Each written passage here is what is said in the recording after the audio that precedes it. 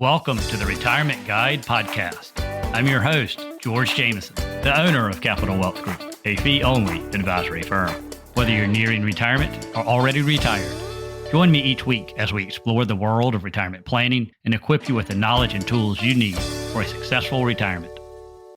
Hi, I'm George Jameson, a certified financial planner with Capital Wealth Group, a fee-only fiduciary firm.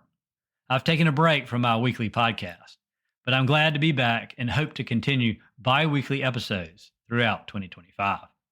So let's get started. A lot of people have been asking me, how much should they keep in their savings accounts, especially now that we have a new president in office? Of course, this question comes with concerns about how changes in leadership will impact our personal finances and expenses.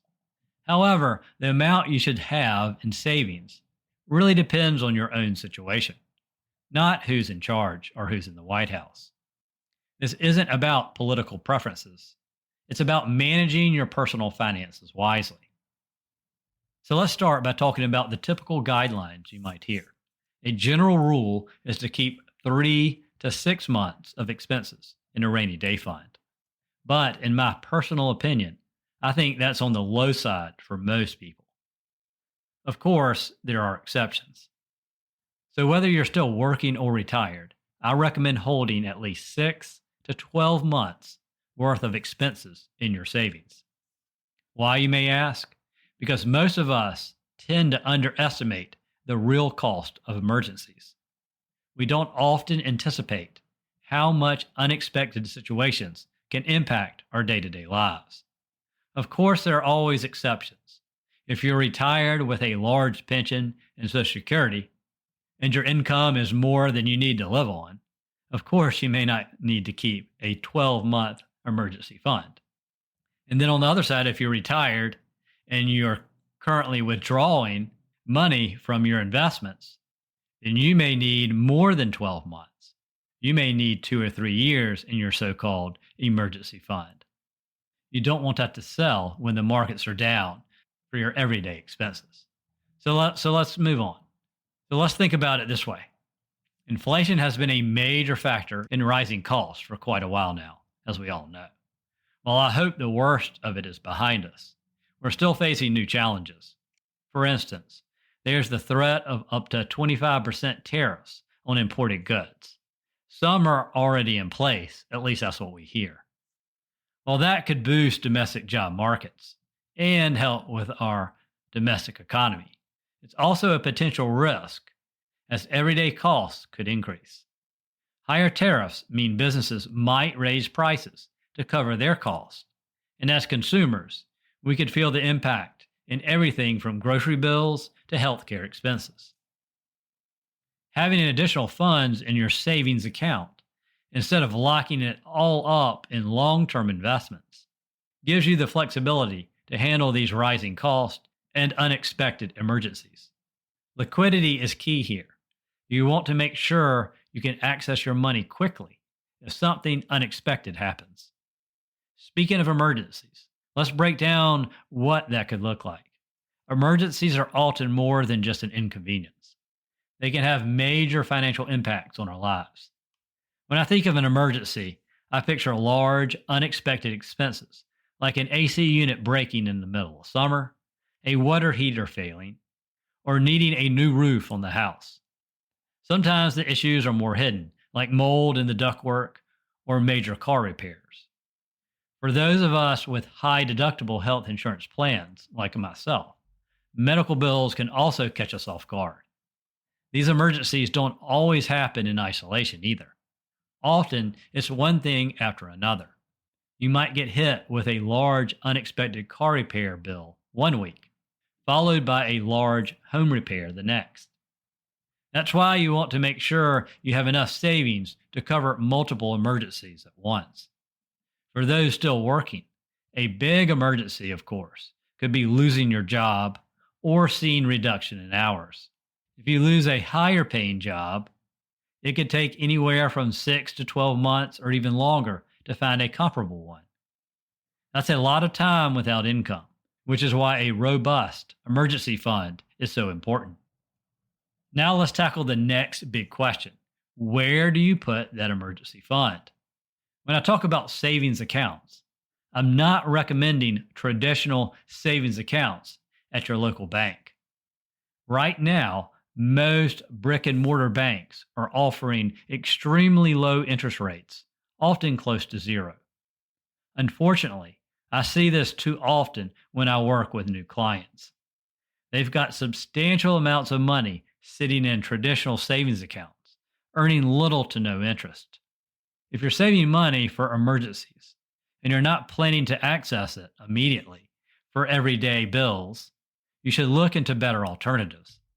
One option would be a prime money market fund from large discount brokers like Schwab and Vanguard. These funds offer much better interest rates while still giving you liquidity. Another option may be a high yield savings account from only banks. These accounts in general are better than what you'll find at your local brick and mortar bank, like I said earlier, which again are paying next to nothing right now. However, it's important to read the fine print. Some banks offer teaser rates that might be high for the first few months, but drop significantly after that. So you don't want to get caught by surprise. So as of February 10th, 2025, Schwab and Vanguard's money markets are still paying over 4% annually, with interest paid monthly.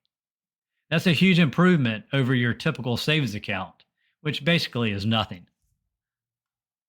However, it is important to note that these funds do take time to liquidate. It typically takes 1 day to sell and another day to transfer to your checking account. It's not as quick as a regular savings account, but in my opinion, earning 4% plus is still better than earning virtually nothing at a traditional bank. Even credit unions these days are not paying much interest at all. Additionally, a few online banks are paying in the high 3s to low 4s in their high yield savings accounts. These rates are also subject to change, so it's crucial to keep an eye on them. But based on my experience, online banks and money market funds typically offer better rates than traditional savings accounts. Another option to consider, though not as liquid as money markets, are short-term treasury bills or 3-month CDs. While these are very low-risk options, these come with their own set of challenges.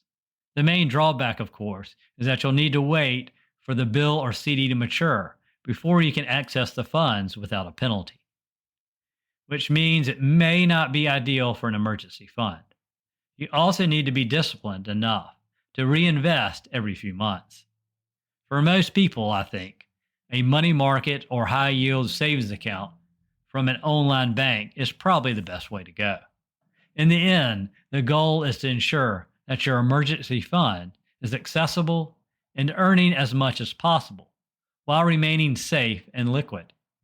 I personally, again, recommend sticking with well-established, reputable names like Charles Schwab, Vanguard, and other large discount brokers that offer money market funds, or large online banks that are known for offering competitive rates. And once again, be sure to read the fine print to avoid any surprises down the road. So to sum it all up, while traditional savings accounts at your traditional brick and mortar banks have their place, they're not the best option for building an emergency fund that actually works for you. You want a place where your money is earning interest, but still easy to access if you need it. Again, look into prime money market funds, high yield online savings accounts, or even short-term treasury bills or CDs. But be sure to factor in liquidity and read the fine print when comparing options. Of course, the most important aspect is to make sure you do have enough to last you 6 to 12 months or even longer, depending on your situation. By planning ahead and choosing the right place to put your emergency fund, you can protect yourself and your family from unexpected financial strain, and potentially even make your money work a little harder for you. Hope you found this episode valuable, and have a great day. Thank you for tuning in to this episode of The Retirement Guide. If you enjoyed this episode, please subscribe and leave a 5-star review to help others discover the show. For questions, ideas, or discuss your retirement plan, reach out to me, George Jameson at Capital Wealth Group. If you'd like a free retirement review, visit our website at capitalwealthplan.com to learn more. Thank you for listening. Stay tuned for more insightful retirement planning in future episodes.